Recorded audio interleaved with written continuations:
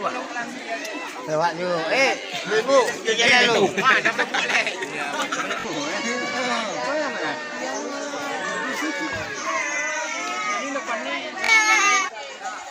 Assalamualaikum warahmatullahi wabarakatuh. Halo guys, pada video kali ini kita dalam rangka acara antar pengantin pria ke Desa Garak.